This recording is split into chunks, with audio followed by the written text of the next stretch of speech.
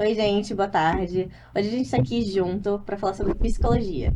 A gente vai gravar um podcast hoje sobre uma temática que às vezes pode ser negligenciada na universidade, que é a escuta psicológica diante das interseccionalidades. É um tema muito legal para a psicologia, traz sobre a questão social e um enxergar mais completo do indivíduo. E hoje eu tô com duas amigas minhas aqui da faculdade, duas acadêmicas de psicologia também, do quarto período da SBAM, Fabiana e Luísa, e por favor se apresentem. Oi, gente. Então, mais que isso, eu acho, a gente também vai se questionar muito sobre se na nossa formação a gente realmente aprende ou é designado para ter essa escuta que é mais que é sensível, que é necessária para escutar pessoas que estão à margem da sociedade, que estão fora do que a gente convive ali, e não se fechar num algo muito centrado, que a gente precisa é, se abrir para Ultrapassar, né? exatamente ultrapassar barreiras e se abrir para as complexidades do ser humano que vivem em diferentes realidades da nossa. Então a gente ter uma escuta necessária para escutar pessoas trans, para pessoas com deficiência, para pessoas periféricas. Então, será que a gente realmente está ouvindo essas vivências com ética e responsabilidade? Para isso a gente trouxe um caso real de transfobia no ambiente acadêmico, né? E a gente vai aprofundar nossa conversa em três grandes blocos, né? Para preparar a mente de vocês, né? Porque hoje a reflexão é bem densa. Vamos lá. Bom, o nosso caso é um caso que aconteceu em 2022. Aqui no Brasil mesmo, foi uma expulsão simbólica de uma aluna trans na Universidade Federal do Sergipe. A estudante denunciou que enfrentava violência institucional e negligência da coordenação ao pedir respeito com a sua identidade de gênero. Ela era impedida de usar o nome social e sofreu chacota dos colegas, né, bullying, e não teve o apoio da gestão acadêmica. Cara, é um exemplo muito claro do que a gente vive aqui no Brasil, né? Uma mulher que passa por muitos marcadores sociais e ela vir à tona, isso ser uma coisa que é explorado na mídia, mostra como esses marcadores podem produzir um sofrimento psíquico muito grande e como Exatamente. eles não podem ser ignorados. E aí que a gente vê a interseccionalidade, né? Que ela é uma jovem, é trans, provavelmente da classe trabalhadora. Então, cada marcador desse, ele se soma em algumas camadas que, caso a pessoa não... Caso sejam ignoradas pela pessoa que tá ali te escutando, tu já não consegue desenvolver da forma que deveria. Tu já não é escutado por causa disso. Porque se ele não considerar isso, não tem como Ele ele... não te entende de verdade. Exatamente. Não te entende, então não adianta. Perfeito. E a gente tem que ver que psicólogos que não reconhecem isso, eles correm o risco de patologizar a vítima, né? Perfeito. Em vez de compreender o contexto. Por isso a escuta Interseccional. interseccional, desculpa, é uma exigência ética. Tipo, não é uma questão de militância opcional. Exato, a gente não pode pensar que a gente pode simplesmente não pensar sobre isso na faculdade e nem na nossa clínica, porque uma clínica sem isso é uma clínica que não tem humanidade, Exatamente. né? Ela não se preocupa realmente em olhar o outro como um inteiro, mas só através da sua teoria psicológica e nós não somos só biológicos, a gente vai muito para muito além do social. Tá, então vou puxar um outro gancho agora pra gente trazer a questão da formação. E criticar um pouquinho o que está acontecendo dentro das universidades. A nossa formação em psicologia está preparando a gente para esse tipo de escuta? Ou a gente está só aprendendo a ouvir o que a gente está acostumado, casos isolados, casos sem corpo, sem cor, sem gênero, a gente extirpando o ser humano de toda e qualquer individualidade social que ele possa viver? Eu percebo que a nossa formação ela é muito despolitizada. Por exemplo, a gente estuda Freud, a gente estuda Jung, a gente estuda Skinner. Só que não tem uma ementa obrigatória ali pra gente estudar autores negros, autores indígenas, autores LGBTQIA+. Então, isso faz muita falta. Com Isso faz certeza. muita falta porque a gente não considera diversas realidades. A gente pode ficar preso em um contexto ali que não tem nada a ver com a nossa realidade. Ainda mais aqui no Brasil. Com certeza. Fora isso, há uma tendência em tratar o sofrimento psíquico de uma forma individualizada, né? Sem o contexto. Tipo, se uma pessoa trans relata ansiedade, a escuta clínica muitas vezes ignora que isso pode ser diretamente ligado a violências sociais diárias que essa pessoa sofre, né?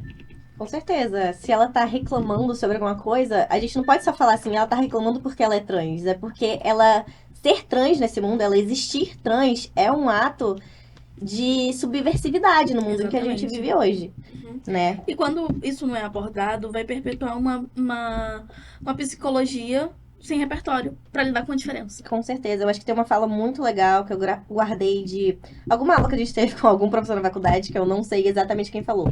Mas a fala falava sobre sexualidade, mas ela cabe pra qualquer outro tema, como sexualidade, como raça, gênero, cor, a questão das pessoas serem periféricas. Porque quando você não aborda ou fala sobre os assuntos, você tá construindo tabu, você tá construindo preconceito. Então, na nossa graduação, na nossa formação específica como psicólogo, a gente não pode estar nesse papel, porque a gente tá aqui pra acolher essas pessoas. É aí que a gente entra no quesito de que a psicologia ela não é neutra.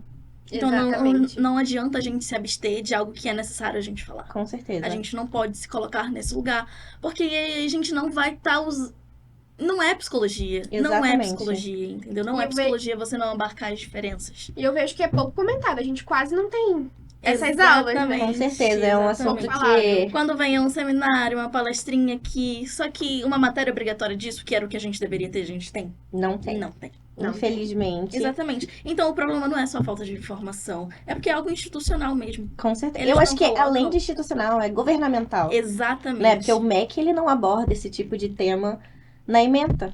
Então, desobriga as pessoas a estudarem isso dentro da graduação e dá aquela ideia de que o psicólogo pode se dar o bel prazer de estudar só se ele quiser, se for do Exato. interesse dele. Não Não é é. o que ele bem quer, né? E não é assim que funciona, né? Se você não tem isso, você não tá preparado pra sair e tá numa clínica. Aí, se a formação não forma pra escutar o diverso, então ela vai te Vai formar pra reproduzir algo que... É normativo. Exatamente. Perfeito. Então agora a gente vai entrar no terceiro bloco e a gente vai falar sobre os caminhos para uma escuta mais ética e como é que a gente pode fazer isso. O que a gente vai fazer exatamente com isso? O que a gente pode fazer para construir uma escuta mais ética e sanar um pouco essas lacunas que a gente sabe que realmente não dá pra gente só ficar só na graduação ou só em alguns autores, só em algumas leituras, mas Exatamente. como é que a gente pode ter um impacto na formação, nos colegas e no nosso lugar que a gente está hoje, sabe? O primeiro passo é o posicionamento ético, né? A gente reconhecer o nosso lugar de privilégio e a necessidade de escuta ativa. Então, a psicologia ela precisa estar disposta a ouvir coisas que talvez a formação dela nunca tenha mostrado, né? Perfeito. Então, tem que ter isso. Depois vem o autodidadismo ético e político. A gente tem que buscar autores que fogem do que a gente aprende, só do que a gente vê na faculdade. Só que fazem... Porque os estudos, eles são muito bem direcionados. Por exemplo, a gente estuda autores de fora, mas eles são completamente voltados para uma população específica, um grupo específico. Perfeito. Entendeu? Então não tem como a gente pegar uma psicologia de fora. Não tô falando que não tem.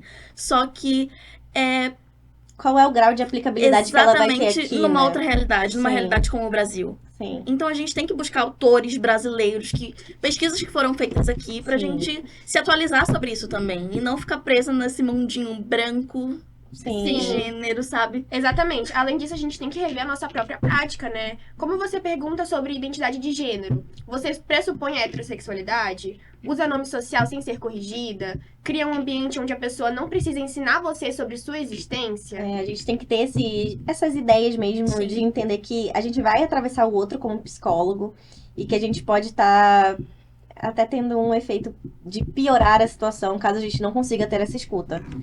Tem uma outra citação muito legal da Judith Butler, é uma filósofa americana, e ela fala sobre gênero. Ela é bem subversiva, ela foi até falaram mal dela, inclusive o próprio Papa, que eu achei ótimo, inclusive, né? Mas eu acho a fala dela cabe muito aqui no que a gente tá falando, que eu acho que todos nós queremos ser o centro moral do universo. Isso é certo e aquilo é errado. Mas nós temos que nos permitir ser desafiados e aceitar o convite de rever as nossas maneiras de pensar. Porque é o único jeito de estarmos abertos a pessoas que estão tentando fazer as suas reivindicações, às vezes pela primeira vez, para serem vistas, reconhecidas e conhecidas. Ou seja, quando a gente não ouve o outro através da vivência dele mesmo, inclusive com os marcadores sociais, a gente tá invisibilizando ele, a gente tá falando a tua existência não importa. E eu acho que a psicologia vai completamente contra essa ideia. E eu acho que nós, como formandos, assim, que estamos em formação, a gente tem que buscar essa supervisão dos profissionais que lutam desse lado, de um lado antirracista, de um lado anticapacitista,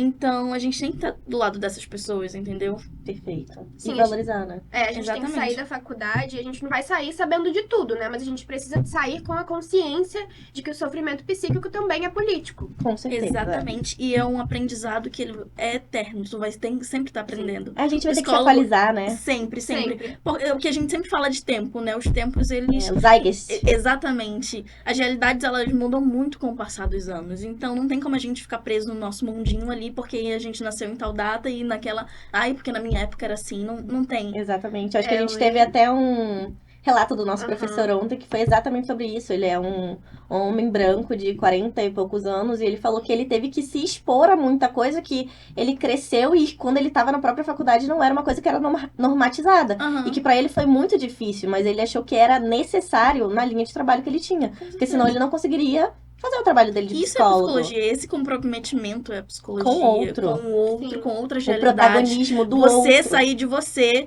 pra você conseguir entender. Enxergar, que... né? Exatamente. Com certeza. Tá bom, então, eu acho que a gente pode estar encerrando. Acho que a gente teve um papo bem legal. A Luísa falou que queria falar uma coisinha no final agora. Então, esse episódio, ele vai convidar a gente a pensar que a escuta, ela é um ato profundamente político. A nossa formação, a psicologia, ela é política. Ela não é neutra de forma alguma. E que ela se trata também de um sofrimento atravessado por muita desigualdade.